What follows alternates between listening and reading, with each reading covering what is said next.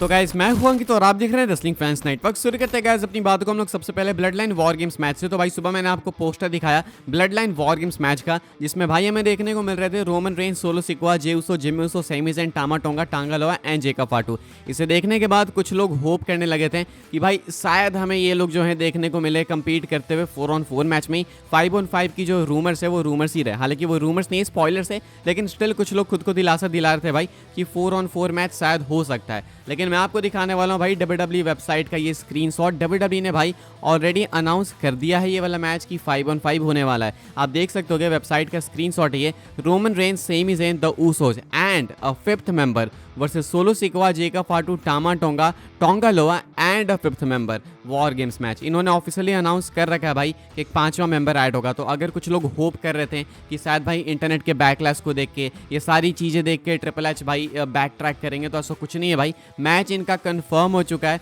Survivor series में 5-on-5 ही होगा, 4-on-4 से पोस्टर पे, बाद में पोस्टर भी है, मोस्ट लाइकली अपडेट कर देंगे। गजब चीज़ है भाई। अब इसके बारे में आप क्या बोलना चाहते हो कमेंट करके बताना, क्या है रिएक्शंस लिख सकते हो आप लोग। 2 मेंबर्स कौन है भाई वो सबको मालूम है, जिनको नहीं पता तो मैं हिंट दे देता हूँ भाई। ये वो 2 मेंबर्स हैं भाई जो कि मंडे नाइट रॉ में एक दूसरे को डिस्ट्रॉय कर रहे हैं। स्पॉइल मैं नहीं करूँगा सबके लिए, जिनको पता है कमेंट करके बता देना कौन है ये 2 मेंबर्स। वैसे तो अब सबको ही पता है, लेकिन फिर भी यार फॉर्मेलिटी के लिए चाहो तो बता देना। मुझे तो हंसी आती है भाई दोनों के बारे में सोच के। आगे बढ़ते हैं गाइस, बात करते हैं अगली स्टोरी के बारे में जो कि पॉल हेमन से रिलेटेड।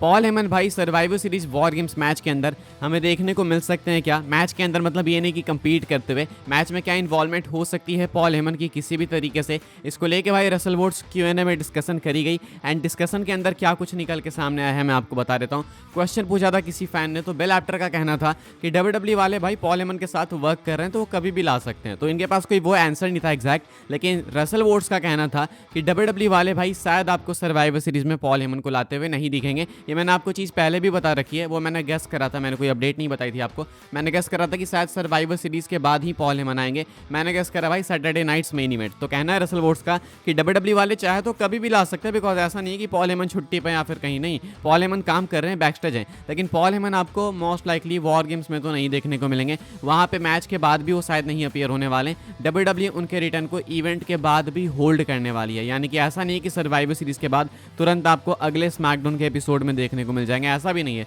WWE वाले भाई होल्ड करेंगे इनके रिटर्न को। अब एग्जैक्ट कब आने वाले हैं भाई कोई अपडेट नहीं है, काफ़ी टाइम हो गया भाई। ये भी सोचने लायक बात है कि ऐसा कौन सा अटैक कर दिया भाई ब्लड लाइन वालों ने कि पॉल हेमन महीनों से गायब है। अटैक तो भाई सेम लेसनर ने भी करा था, लेसनर को तो मैं और ब्रूटल बोल सकता हूँ। सेम उन्होंने भाई अनाउंसर्स टेबल पे पटक दिया था पॉल हेमन को, तो उसके बाद तो तुरंत आ गए थे पॉल हेमन वापस। लेकिन अभी कितना टाइम निकल गया भाई, डीले पे डीले हुआ जा रहा है। आगे बढ़ते हैं गाइस, बात करते हैं अगली स्टोरी के बारे में जो कि बेकी लिंच को लेके।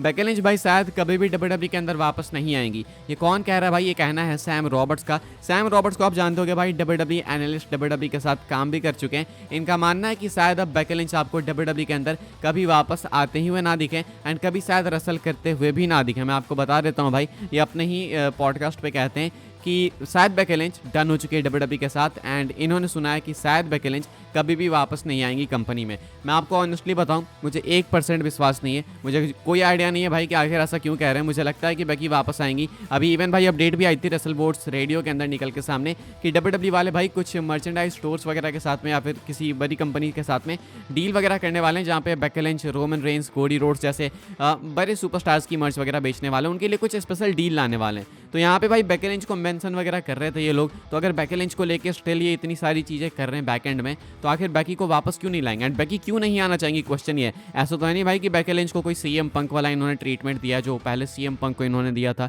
कि बेकी लिंच गुस्सा होकर भाग गई। सेथ रॉलिंस भी कंपनी के अंदर एक्टिव हैं, दोनों काफ़ी लॉयल हैं भाई बेकी लिंच, सेथ रॉलिंस। तो आखिर क्यों नहीं वापस आएंगी, कोई सेंस बनता नहीं है। भले ये बोलो कि अभी ना आए, थोड़ा टाइम लगेगा, लेकिन इनका कहना है कि बेकी लिंच शायद कभी वापस ही नहीं आएंगी। आपको क्या लगता है भाई बेकी लिंच के बारे में, आप क्या सोचते हो कमेंट करके बताना। आगे बढ़ते हैं गाइस, बात करते हैं अगली स्टोरी के बारे में जो कि भाई WWE इंटरकॉन्टिनेंटल चैंपियनशिप को लेके, सॉरी यार विमेंस इंटरकॉन्टिनेंटल चैंपियनशिप को लेके थोड़ा सा मेंशन कर लेते हैं। शायद WWE वाले भाई विमेंस इंटरकॉन्टिनेंटल चैंपियनशिप लाएंगे ही नहीं। फाइटफुल सिलेक्ट की अपडेट निकल के सामने आई है, यहाँ पे बताया गया है WWE talent spoken to said that there was no discussion of a women's intercontinental championship backstage at WWE Raw on Monday. Fightful Select का कहना है कि जिन टैलेंट से भाई उन्होंने बातचीत करी है उन्होंने इंडिकेट करा है कि बैक स्टेज भाई इंटरकॉन्टिनेंटल चैंपियनशिप को लेकर कोई भी डिस्कशन नहीं थी, यानी कि विमेंस IC टाइटल को लेकर कोई किसी को भनक कुछ भी नहीं थी, कोई बातचीत भी नहीं थी, यानी कि शायद WWE वाले भाई कंसीडर भी नहीं कर रहे हैं, इसलिए किसी को कोई आइडिया नहीं है कानो कान। हालांकि भाई कानो कान किसी को ये भी नहीं पता था बैक स्टेज की विमेंस यूनाइटेड स्टेट्स चैंपियनशिप आने वाली है। लेकिन फिर एक हल्का सा क्वेश्चन ये भी उठता है कि अगर इन्होंने स्मैकडाउन के अंदर टाइटल रिवील करी तो मंडे नाइट रॉ के अंदर क्यों नहीं कर सकते थे? नहीं करा इन्होंने, शायद टाइटल इनके पास है ही नहीं, या तो ये इंट्रोड्यूस नहीं करना चाहते, बिकॉज सुनने में आता कि टाइटल तो इन्होंने बनवा के रखी है, तो या तो भाई ये होल्ड करके रख रहे हैं अगले रॉ के लिए, शायद बैकस्टेज शूट करके क्या पता टेप्ड एपिसोड में डाल दे बीच में एडिट करके, या नहीं तो भाई हो सकता है कि लंबे टाइम तक आपको ये टाइटल आते हुए नहीं दिखेगी। फिलहाल ये शायद एक्सपेरिमेंट करेंगे विमेंस US चैंपियनशिप के साथ में कि इसके साथ कैसा कर पाता है कैसा नहीं,